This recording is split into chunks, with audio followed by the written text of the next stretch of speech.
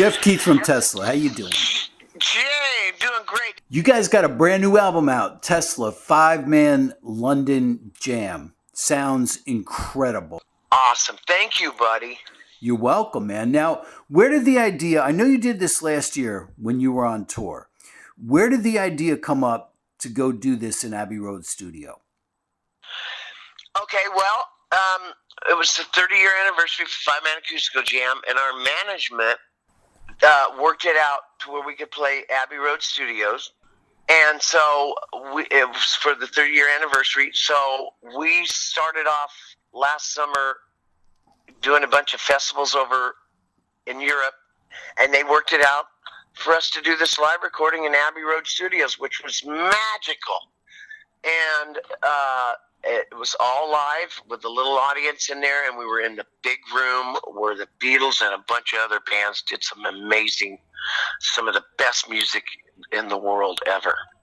So it had to be like you say, amazing, completely intense. Have you ever been to Abbey Road Studios before, or was this the first time?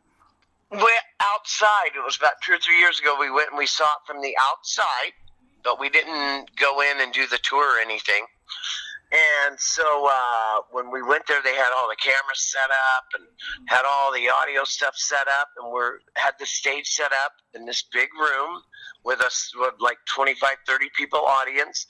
And the control room, if you've ever been there, the control room's upstairs. And the very control room that the Beatles use and everybody else. And it was like just amazing live, one shot through, just start to finish, just go, just like 5-man acoustical jam, push into the red and go. Yeah, which is how you do things, because I know with 5-man acoustical jam, you've told me the story that they had wanted you to go back in and redo stuff to make it perfect, and you refused. You said, absolutely not. I mean, you doubled down. You said, I'm not doing it. This is how it went down. That's right. That's right. Live is live. And so when they'd go, well, listen, like on Paradise or something, I remember was a song, they go, listen how your voice cracks right here. And I said, yeah, you try to do it one shot through. And so they said, if you don't redo stuff, we're not going to release it. We'd already forgotten about it. It was recorded. And, so they really wanted it because they saw signs. The phones were ringing off the hook when we went and played it acoustically. And, what they call landline phones now were ringing off the hook, and they said, we got a whole night of this, redo it. If you don't redo it, we're not going to put it out. So we all came back and went, fine, don't put it out. It was fun. I love that. And that's not the answer they wanted to hear. And then they came back and says, if you don't redo it, we're not going to release it. So we said, put it on the shelf. Then when they came back to us again, they said, listen, you're going to regret this, but we're going to put this out. And I remember saying, I thought we already put this thing on the shelf. So they put it out live. The exact words for somebody at Geffen Records was, you're going to regret this. And we don't regret it at all. It's our biggest selling record because people really embraced it because it was live from start to finish. And we don't regret it at all. And I'm glad we stuck to our guns. I'm glad you did too, because it's a great album. And I've often said that, when a band can play acoustically and still deliver, that's the sign of a great band. There's some bands that can't do that because they use so much studio trickery that when it comes to just going acoustically, they can't cut it. Right. Well, everything on every Tesla track, there's an acoustic guitar, even if it's so laid back in there you can't hear it. But we're a firm believer in, we base off of acoustically. A lot of songs were written on acoustic guitar, the idea, and then take it to electric. But, it's fun to do like Modern Day Cowboy when we did 5-man acoustical jam. It's this big thundering, wall of amps, guitars, And it was fun to do the song in a different vibe because an acoustic doesn't sustain like an electric guitar. And so when they do solos, they have to be more melodic and put in extra notes because the acoustic guitar doesn't sit there and sustain a note. So it was fun for us to approach the songs differently. And like Modern Day Cowboy, acoustically, instead of building up to the chorus, we bring the chorus down.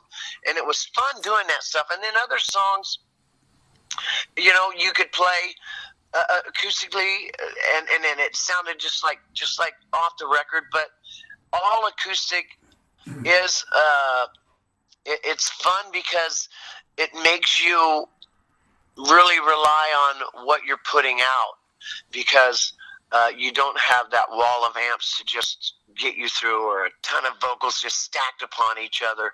And that's what's the beauty of it. It's intimate. Right. And it's interesting you say that, because I've been listening to the album. I got an advance copy through your publicist, and I've been listening to it. And it's the acoustic guitars on this sound very strong, really strong. Well, that's because they know what they're doing. Them guys know. I've even heard somebody use the term 4K. I don't know what 4K is.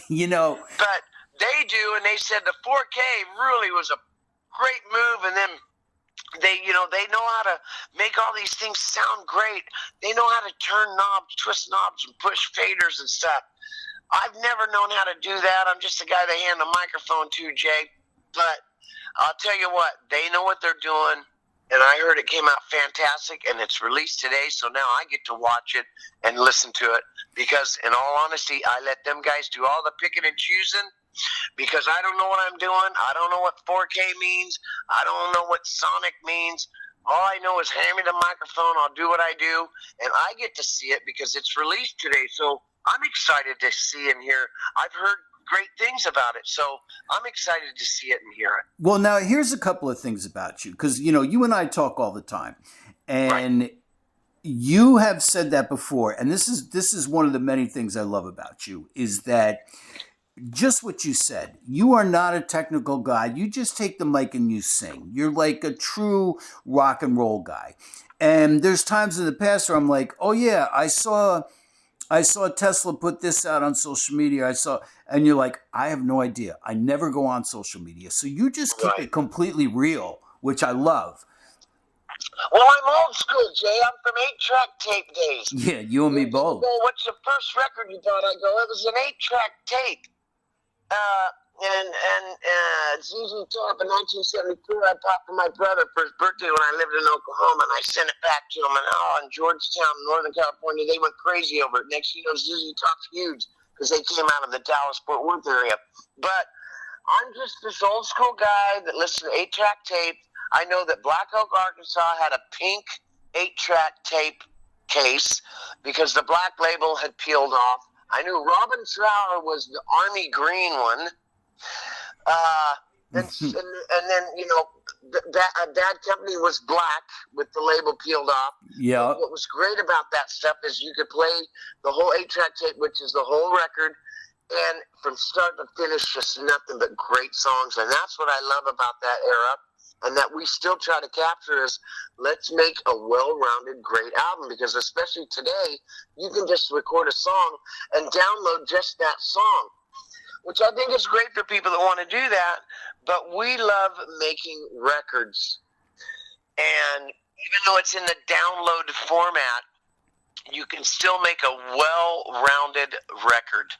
And that's what we love to do. And I'm really old school with that stuff. So I don't, a lot of times guys go, oh my gosh, this guy's the guy that played in, and whatever band. I'm like, oh, they go, you never saw his picture? I go, no, the label was bubbled off. I don't know names of people in bands and stuff, but I sure love it, man. When I was playing at Aerosmith or something, people go, well, that was off this or that. I'm like, all I know is it was, the gray. I don't know if it was Toys in the Attic or what it was. Where it was the gray 8-track tape case. Oh, Get Your Wings. Get Your Wings. Get Your Wings. There you go. I love that one. Now that one I saw the label and I love that where Steven Tyler just all sitting there all. Yeah. looking cool, and oh my gosh, and that record, a lot of people when they talk about Aerosmith, they go Love and Elevated, Ragdoll, all this stuff. I go, I know, but man, I'm talking about, make it, da-dum, da-dum, da-dum, da-dum, but don't break it. Or won't you send me somebody? I love that kind of stuff. Or like Get Your Wings, all that great stuff on that record. Is awesome, but a lot of times when people reference, like, say, Aerosmith, I go, oh, my God, Lickin' a Promise. They go, I don't know what you're talking about. It's like, man, I love those kind of songs, and I love that, and I know a lot of people's favorite songs are just like me. A lot of my favorite songs of bands are not even the B-sides, as they would call it. It's just what they would call, that's a filler. And I go, oh, my gosh, that filler makes me feel it, boy. Well, there's times we've been hanging out and you will just burst into song and, lyric for lyric. I'm amazed at the lyrics that you know. You'll just bang into a song and sing it like all the way through. Every lyric is memorized in your head, every word on that song. I've seen you do it plenty of times. One time we were hanging out and you just, out of the clear blue sky, started singing Leonard Skinner's Ballad of Curtis Lowe. Absolutely. Are you kidding? I'm on the hunt.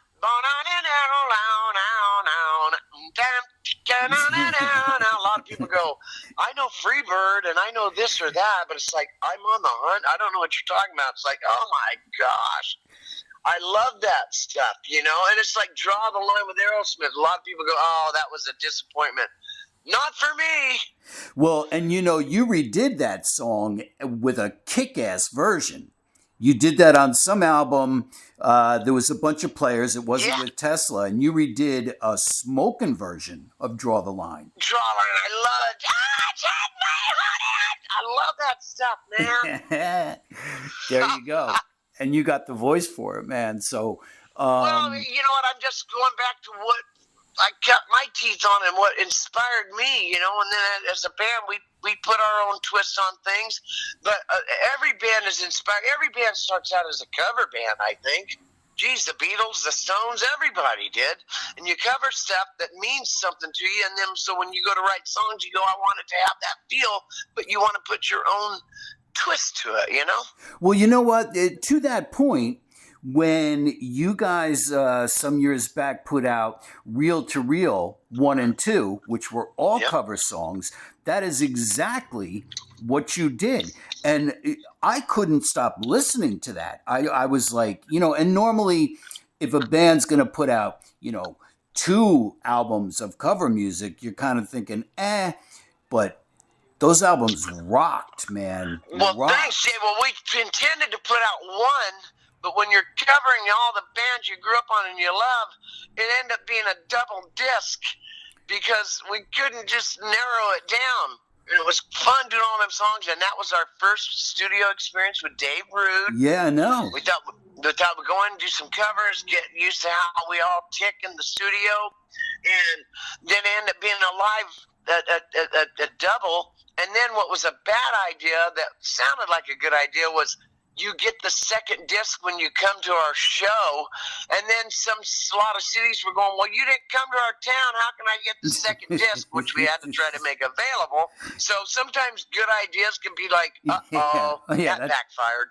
That's funny. But yeah, I mean, you really covered the spectrum on that. I mean, you did Seasons of Wither from Aerosmith, you did Mott the Hoople, you did UFO, you did Bachman Turner Overdrive. I mean, you guys just covered so many different bands. Peter Frampton. You know what? Speaking of names, and Brian Weed's good friends with him and stuff, is Dave Mason. We did Dear Mr. Fantasy, and he told Brian Weed it's the best version he's ever heard of the song. And so, I mean, to have somebody like Dave Mason to compliment you, that's a big deal, man. That's great stuff. But it doesn't go to our head. It just makes us go, well, how can you mess up a great song like that? Yeah, that's true. Now let's talk about this 5-man London Jam album, because you have some of the things I'm really happy that you did here is incorporate some newer stuff. Right. From your last album, Shock, you did Tied to the Tracks, which I love that Yes. freaking song, man. And you smoke it on there. So I'm glad that that made the album. And also California Summer Song. Now, correct me if I'm wrong. Is that the first time you played that song live? Nah, at that time, I'm not sure, but we usually play that. We do Shock, because that record came out with Shock. Right. And then we do Tied with the Tracks. Sometimes we'll open with Coming at You Live, or we'll open with Tied to the Tracks electrically. And because that song, it just fits us to the T. Not that the other ones don't, but California Summer Song we played a lot of times. And then I think Forever Loving You was fun, that we never really played live. And so it was fun doing those songs, and that's what was great about Five Man London Jam is a lot of songs that weren't written at the time that Five Man Acoustical Jam came out. We got to play, and especially off of Shock, we got to play these songs and acoustically, which once again, it's fun, and it's a fun challenge to play acoustically. So, I mean, that's what's great about Five Man London Jam is we're playing a lot of songs that either weren't available or were new songs, and we get to play them at Abbey Road Studios, man, and that vibe and just live. It just doesn't get any better than that, Jay. Another song that you put on there. Now, let me just backtrack a little bit, because for years Tesla was known for always opening with Coming at You Live. And Right. then you got away from that for a little while. And, kind of depending what was out. And this song is on the album, and I'm so glad that it is, Into the Now. Yeah, well, actually, Into the Now's off the record, Into the Now, because we did that in 2004 at this little studio Frank had, and they made floating floors and isolation booths next to the bowling alley in Pollock Pines. We wrote, recorded, and mixed that record all on our own. So Into the Now, it's fun. It comes across just as well electrically as it does acoustically. It does. So we love playing that song. And we titled that album after the song because we were from the 80s, our theory was 1 foot stepping from the 80s and stepping in 2004 into the now. We're not grunge. We're just this blue-collar, hard-working rock and roll band, and we stuck to our guns and stuck to our roots. It didn't get out there to hardly too many people, but we're very, very, very happy to have made that record, and it was us stepping into the now, and we're still this long-haired guys. We still got our hair. We're still from the 80s. They called it hair bands, and we were stepping into the now in 2004, so it was fun playing that song, and it does go over well acoustically. It just got that drive to it, You bring that up about hair bands, and there are people out there that I've talked to that try to lump you in with hair bands. And to me, it was just the time that you came out, the hair band thing was big. And to me, Tesla was always a guitar band, and you said to me once before, you said, if you look, we had to use a little hairspray and here and there. But, for the most part, you guys were still in jeans and T-shirts, and, you were always a guitar band, which is why you're still around today. You weren't a flash in the pan hair metal band by far. Yeah, thanks. Well, I'll tell you what, I can tell you a true story. Our first video was Modern Day Cowboy. They got us all, they had us with makeup. We're like, we don't know about this. They get our hair, and they took a half an hour on my hair with the Aquanet. Mm-hmm. And I looked in the mirror before we went out to do the shoot, and I started patting it down, going, hang on a second, this is too much. And the hairdresser people went, what are you doing? We just got it all fixed up. They go, come back over here in the chair. They fixed it back up. So when I watch it, I go, I let them refix it. And now it's got extra Aquanet, which kind of weighs things down, which takes more to make it sprout up. So when I watch that video, and I've had friends before go, it looks like you're wearing a little eyeliner there. It's like, we were. But they told us it looked great. But you know what? It's fun because those are times where it's doing that. And we're just fresh and new. And so we did do that. Next, you know, on like Little Susie, I got a perm in my hair. It's Gracie knows the whole video. I had a perm in my hair because when I first joined City Kid, I had a perm with curly hair. But you know what? Those are great stuff to look back on, and we still play the same stuff. We still play it from the heart. We've always written from the heart because we were told by our management, Q Prime, write songs from the heart, guys, because that might be all you have at the end of the day. Nobody shows up. You don't sell a record, but at least you can say you got up there and played songs from the heart. And so we always wrote from the heart because that might be all you have. And it turned out to work out for us, you know? Yeah, it has. And, you know, back to your first album, I remember you opening for David Lee Roth in arenas. And I think whoever was supposed to open, I think something happened and they had to back out or something. And you guys got the slot. And, you know, there you were, a brand new band. I mean, Modern Day Cowboy was on the radio. I think Little Susie was on the radio. But all of a sudden, there you are playing in arenas. And you know what? Jeff, I clearly remember you in between songs going, what a chance. Like you knew. I know. Hey, well, you know what's funny, Jay, is our management, Q Prime, would not let us know who might be a prospect that we're going to get a tour because now we got this, you know, Mechanical Resonance. And now they're saying, hey, we got a chance for this and that, but we're not going to tell you who. Well, all of a sudden, I'm at home watching Van Halen 5150. I believe it's with Sammy Hagar singing. Yes, it is. Yeah. And it's 5150 in New Haven, Connecticut. I'm watching this video. Cliff or Peter, one of them, calls and says, hey, we've got the tour. We'll let you guys know. It's going to be David Lee Roth, Eat 'em and Smile. And we're starting off in New Haven, Connecticut. And I'm like, oh my gosh, I'm watching a video of Van Halen 5150. And we started out in New Haven, Connecticut. So then I started rewinding the video going, let me look at this hall. Let me look at this hall. And it was so awesome because what are the chances of that? And then going out and watching David Lee Roth every night. He's one of my favorite all-time frontmen. I'll call it frontman because sometimes people go, they're like, it's like with me, they'll go, well, you can't really sing, but you're a great frontman or whatever.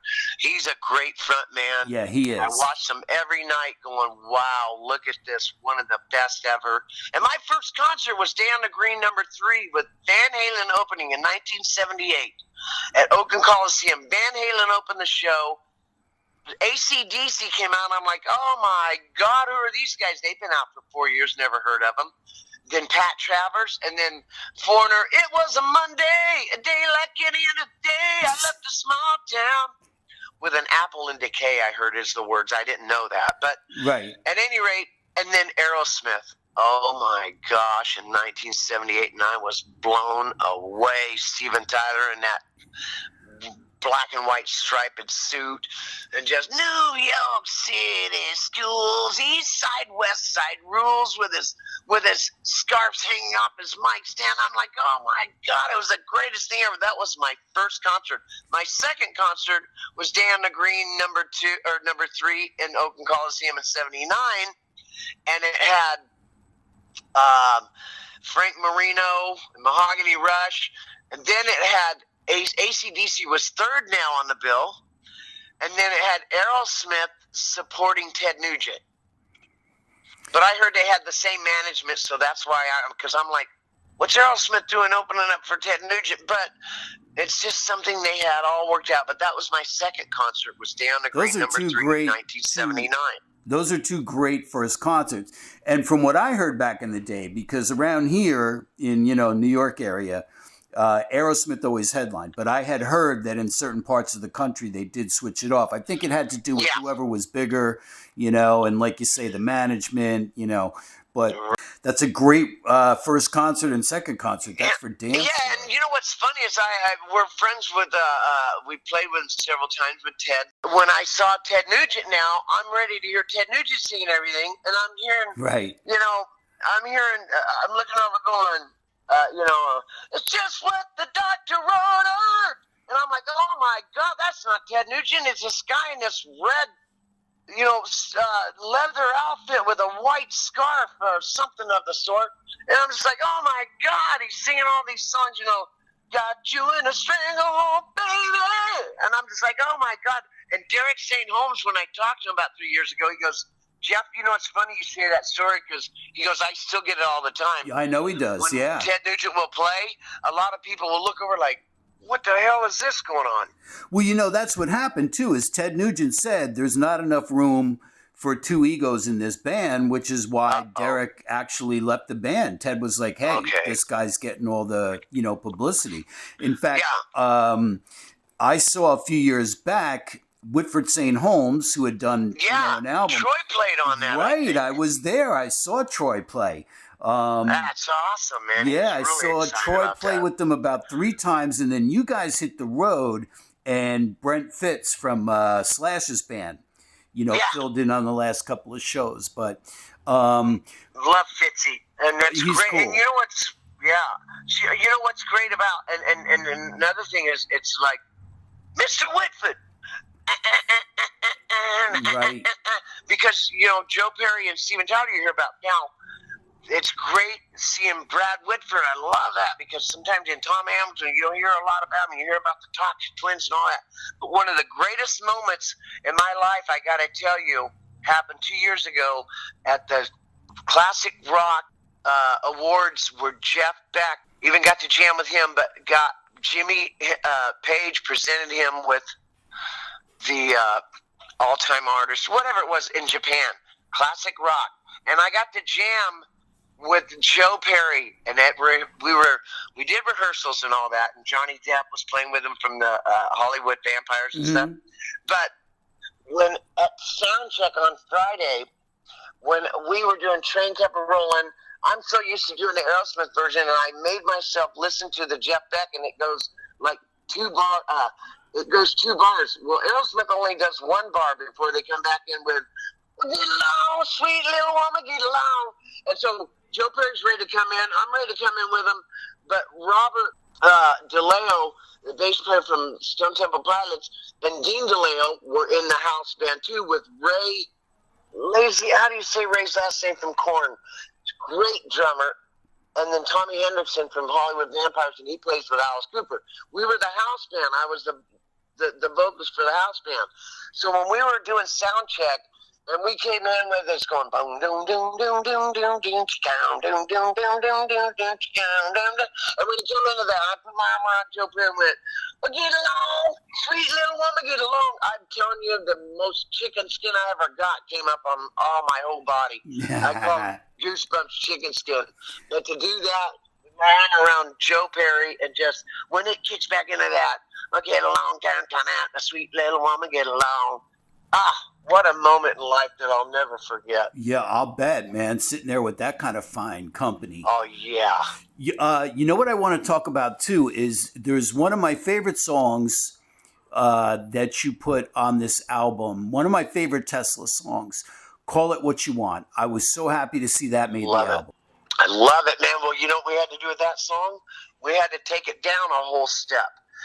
Because it was, for me to sing it, we have to tune it down a whole step, and it's doable. There's other songs we try to tune it down a half step, which we do normally, and a couple songs we'll tune down a whole step, and Call It What You Want is one, and I love doing it, because without tuning it down a whole step, I couldn't sing it today. Right, and you can hear it that it's stepped down. So it kind of took me back when I first heard it, but then once I got used to it, I said, no, this sounds great. So, yeah. Well, it's the only way we could pull it off, Jay. And, but it's still, we get to play the song, and it's just fun. And to be able to say, I'm just a boy from Texarkana. I love it. I love that song, too. My favorite part in there, well, I love all your lyrics in that song, but one of my favorite parts is, now Daddy's out, he's never at home. Mama, no. Yeah, help me out. No, Mama's out, she's never at home. Dad is taking care of business. She's out on the road. It's raining cats and dogs, but the child within us all must face the storm. I love that, man. I so and love you know, that. for me, I thought, I want to fit in when I remember writing the lyrics to that song. It's, how do I fit Texarkana? It's tough, Texarkana. So I went, like love, I make it when I can. Yeah. All I am is all I ever be, and that's just a boy from Texarkana. And a lot of people, when we play that song, they like that. They're like, thumbs up, like, you got Texarkana in there. Yeah, it's great. It's great. Yeah. Another song, your version of We Can Work It Out, which the Beatles actually recorded in Abbey Road. Right. And you guys go in there and you add We Can Work It Out. And Jeff, the harmonies are freaking beautiful on there. Hey, well, man, listen, I'm in a band with some buddies that are amazing and talented people, man, and like I said, I haven't heard it, but I can't wait to hear it. But them guys, every night we're harmonizing, and it's fun. They were. And it's, you know, it's incredible to come together and do that, and I can't wait to hear it because them guys sing their butts off. Well, you got to watch your videos, man, because they look really good.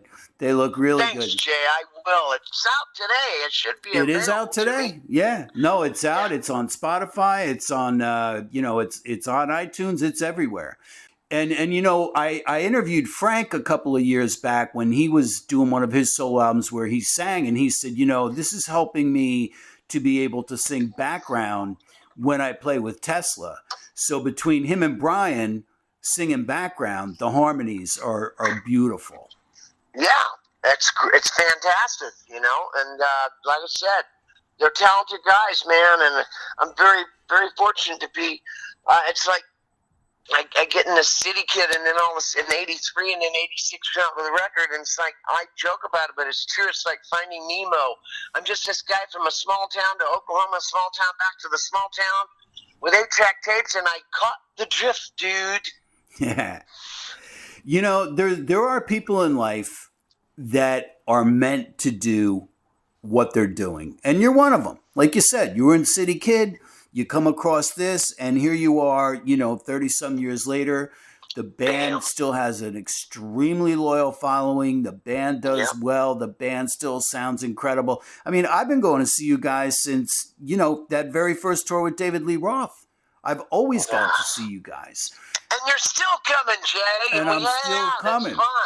And speaking of that, you guys, later on this year, we don't know when, but you got a big tour with Alice Cooper. And I can't wait to see that because I know those guys. You know, I know Tommy a little bit. I know Roxy, you know, fairly well, and Glenn and all those guys. So Alice Cooper and Tesla is going to be incredible. It is awesome. And you know what's great about that, too, is Eat 'em and Smile we did for 6 weeks is our first tour ever. And our second tour ever was 3 weeks with Alice Cooper. I didn't know that. Yes. So if you look into the history of Tesla, our first tour was Eat 'em and Smile opening for David Lee Roth. And then our second tour was with Alice Cooper. And then we got to go meet him on the bus. They're like, hey, Alice Cooper wants to meet you. I'm like, oh, my gosh. We go on his bus, and here he is chopping his head off on stage and all this stuff. And he just goes, hey, guys, how are you? It was so cool, man. He is the nicest guy going, man. He is one of the nicest guys ever. And I heard he's one heck of a golfer, too. Yeah, I mean, that he is. People in the golfing world go, oh, my gosh. Yeah. Alice Cooper's a great golfer. Yeah, he plays like every day, but yeah. And we've done a lot of stuff like it's called Christmas Pudding. Yes, I'm aware, out in Arizona. We've done that with him, and it's fantastic, man, just with all these superstars and being in the back room with Jack Blades and Tommy Shaw and with all these guys, and we're in the back room going, okay, let's jam this song. Let's run through it real quick. And next, you know, we go out on the stage and do it. It was fantastic. Christmas Pudding. The proof is in the pudding. There it is. Well, I can't wait for the tour. I've been absorbing the album for about a week now. It sounds great. I love it. Thanks, I can't say enough about it, man. And it is always a pleasure to talk to you. I can't wait to see you again. And when you guys get on the road, man. So thanks, know what? Coming from a guy like you, because I know that you know your shit, and I appreciate it. And I'm very. It's an honor to hear you say those things about Tesla, because I know you know your shit, and Thank you. and you are great at what you do, and you know music up and down better than I'll ever know. And so anytime you compliment us, it means a lot to me coming from you. Well, thank you so much. I don't know better than you'll ever know, but yeah, thank you very much. That Yeah. means a lot to me, man. So, Yes. you know, Jeff, thanks again, man. I really appreciate it. You bet, man. Absolutely.